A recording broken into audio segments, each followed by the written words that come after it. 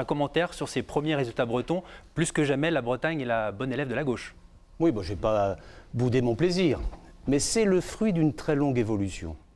Quand je me suis présenté pour la première fois aux législatives, en 1978, il y avait 4 députés de gauche en Bretagne.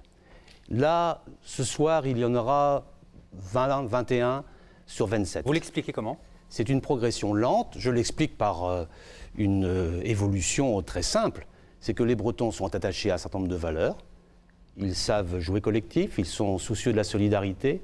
Ils ont aussi le souci d'une forme d'humanisme qui se retrouve dans les valeurs de la gauche. Et ce qui fait qu'aujourd'hui, on voit cette progression s'achever, se poursuivre avec des scores tout à fait remarquables.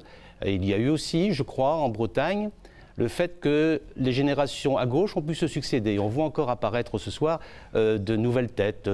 Nathalie Appéré, Chantal Guittet, François André, bref, une nouvelle génération. Si bien que les socialistes en Bretagne en particulier ont su faire cet effort de mutation. Il y a une marée rose, ok, ça c'est clair, il y a une marée rose. Une évolution progressive, ce n'est pas brutal. Vous qui connaissez bien la mer, il y a souvent aussi un ressac.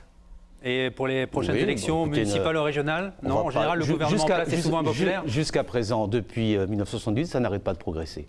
Donc il n'y a pas de raison. Ça nous donne des responsabilités. Il y a une nouveauté, c'est qu'il y a une nouvelle génération. Il y a une autre nouveauté, c'est que des circonscriptions historiquement à droite ont basculé dans le Nord Finistère, à Pontivy en particulier. Puis il y a une nouveauté singulière que je salue particulièrement, c'est l'élection de Paul Molac, un régionaliste élu à Pleurmel avec le soutien actif du Parti socialiste et de moi-même. Moi, je m'en réjouis. Et maintenant, c'est une responsabilité pour les élus bretons.